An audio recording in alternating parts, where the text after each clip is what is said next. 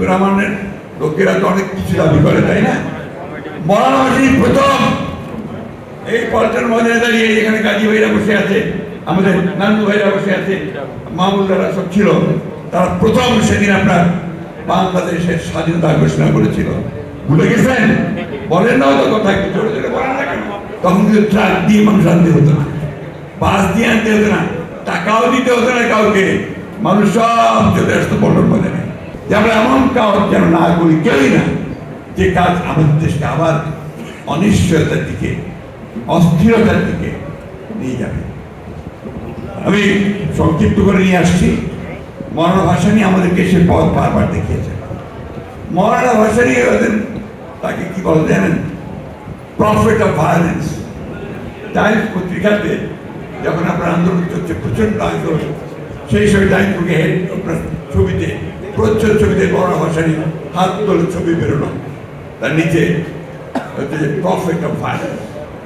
মৌলানা ভাসানী শেখ মুজিবুর রহমানের লোকেরা তো অনেক কিছু দাবি করে, তাই না?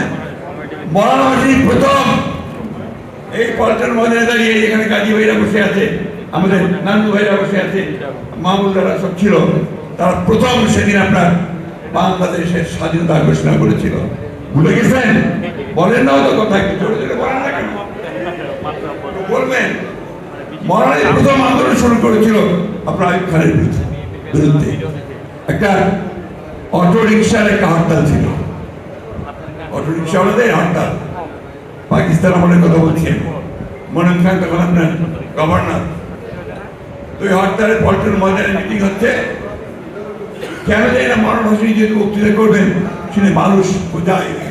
তখন কিন্তু ট্রাক দিয়ে মানুষ আনতে হতো না, বাস দিয়ে আনতে হতো না, টাকাও দিতে হতো না কাউকে, মানুষ সব চলে আসতো পল্টন ময়দানে। বেশ বাদাম খেত, বাদাম কিনে বসে বসে বাদাম খেত। এই মৌলানা ভাসানী সেই দিন সেই পল্টনে দাঁড়িয়ে বক্তৃতা করে শেষে বললেন, এখন আর কোনো পথ নাই, ওই বঙ্গভবনে ঘেরাও করো। বঙ্গবন্ধু দ্বারা প্রেসিডেন্ট গভর্নর হাউস ঘেরাও করো। বিশ্বাস করবেন না আপনারা, ওই মিটিং থেকে গিয়ে ঘেরাও হয়ে গেল, গুলি হলো, মারা গেল। তারপর দিন হরতাল, তারপর দিন হরতাল, আবার সেই পল্টনে দাঁড়িয়ে মৌলানা ভাসানী ঘোষণা দিলেন, এখন সমস্ত থানা ঘেরাও সারা বাংলা পাকিস্তানে। এইভাবে আন্দোলন চূড়ান্ত পর্যায়ে দিয়ে উঠল। সেই মৌলানা ভাসানী আরেকটি কথা, যখন আন্দোলন চূড়ান্ত পর্যায়ে এসেছে, তখন শেখ মুজিব কারাগারে, জেলের মধ্যে পল্টন ময়দানে মিটিং হচ্ছে। ওই সময় একজন একটা গুলিবিদ্ধ লাশ নিয়ে আসলো মিটিংয়ের মধ্যে। তিনি ওই লাশটাকে উপরে তুললেন, তুলে পরে আর কোনো কথা নয়, এখন চলে যেতে হবে, ভায়োলেন্স ভায়োলেন্স।